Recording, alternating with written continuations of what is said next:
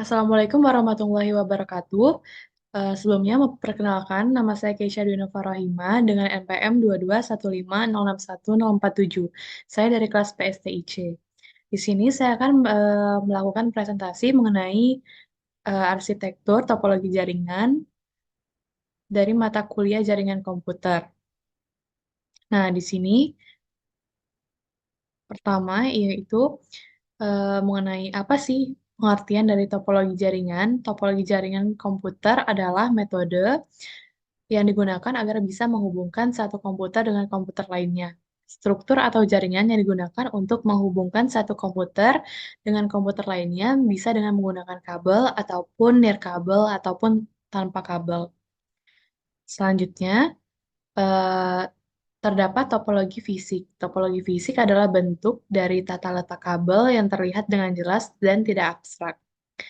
Nah, topologi fisik ini mengacu juga pada koneksi fisik, interkoneksi antara node, jaringan kabel, dan lain sebagainya. Pendekatan topologi ini menentukan cara perangkat dihubungkan dengan atau tanpa kabel.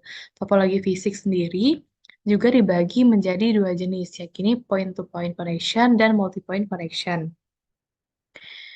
Selanjutnya terdapat topologi logis. Topologi jaringan logis cenderung lebih abstrak atau strategis yang mengacu pada pemahaman konseptual tentang bagaimana jaringan diatur dan bagaimana data bergerak melaluinya. Secara keseluruhan, terdapat 9 jenis topologi logis, yaitu topologi bus, ring, mesh, star, tree, peer-to-peer, linear, hybrid, dan VLAN. Nah, di sini terdapat beberapa jenis-jenis dari topologi jaringan seperti yang telah disebutkan sebelumnya. Tapi di sini diambil 5 contoh gambar dari jenis-jenis topologi jaringan. Yang pertama ini terdapat gambar dari topologi bus. Topologi bus ini adalah topologi jaringan yang lebih sederhana. Umumnya, topologi jaringan ini dilakukan pada instalasi jaringan berbasis kabel koaksial. Topologi bus menggunakan kabel koaksial pada sepanjang node klien dan konektor. Selanjutnya terdapat topologi ring. Topologi ring ini biasanya digunakan dalam jaringan komputer atau cincin yang berbentuk melingkar. Seluruh komputer dihubungkan pada sebuah jaringan yang berbentuk cincin. Cincin ini menjadi pusat berkumpulnya ujung kabel dari setiap komputer yang terhubung. Yang ketiga, itu terdapat gambar topologi star. Topologi star ini disebut juga topologi bintang atau topologi jaringan yang dimana umumnya menggunakan hub atau switch eh, untuk koneksi antar klien. Topologi jaringan ini paling sering digunakan saat ini karena memiliki banyak kelebihan. Yang keempat yaitu terdapat topologi mesh. Jenis topologi jaringan komputer mesh ini biasanya terbentuk akibat kurangnya perencanaan saat membangun sebuah jaringan. Sehingga bentuk jaringannya seperti ini, tidak beraturan.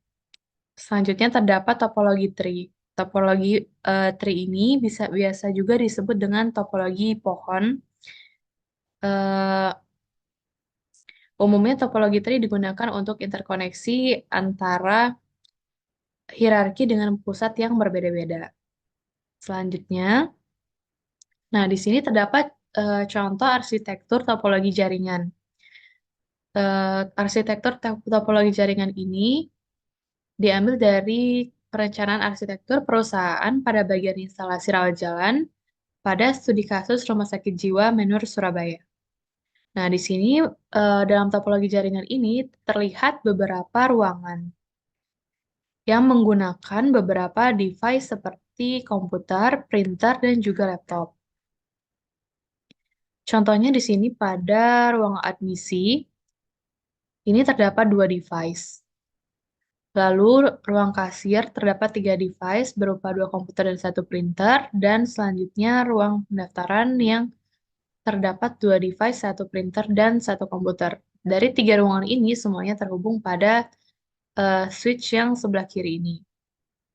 Begitu juga dengan ruang verifikasi yang terdiri dari dua device dan terhubung pada switch pertama ini.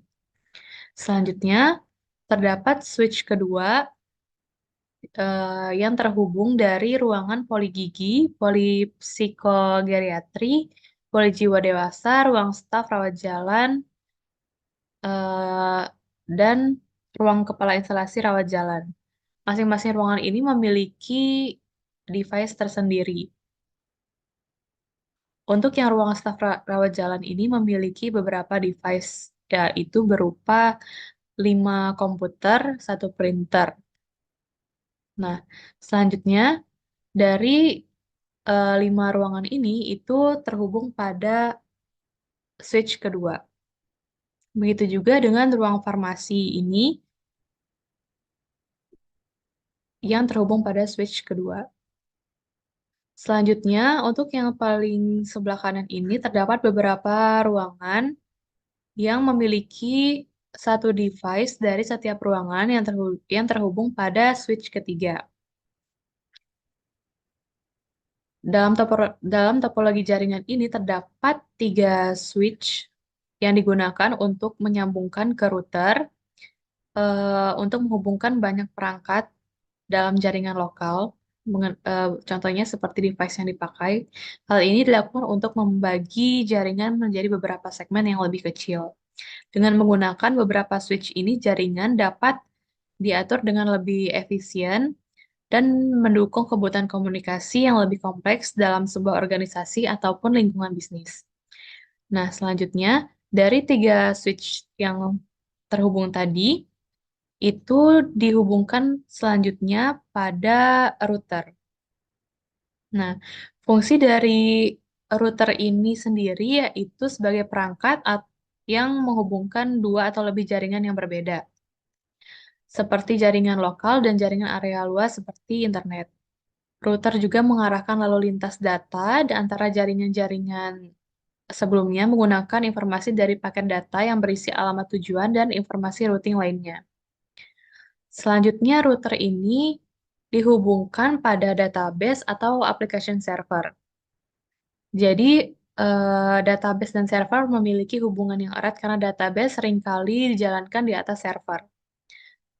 Server adalah komputer atau sistem yang menyediakan layanan atau sumber daya kepada komputer lain seperti penyimpanan data, pengolahan data, atau akses aplikasi dan layanan tertentu. Sedangkan database adalah kumpulan data yang terorganisir secara eh, database ini biasanya dijalankan di atas server sehingga dapat diakses oleh komputer atau aplikasi lain melalui jaringan. Selanjutnya itu dari database atau application server dihubungkan lagi pada modem. Modem dalam topologi jaringan ini berfungsi sebagai perangkat yang mengubah sinyal digital dari komputer atau perangkat lain menjadi sinyal analog yang dapat dikirim melalui jalur telekomunikasi seperti jalur telepon ataupun kabel. Modem juga mengubah sinyal analog menjadi sinyal digital saat menerima data.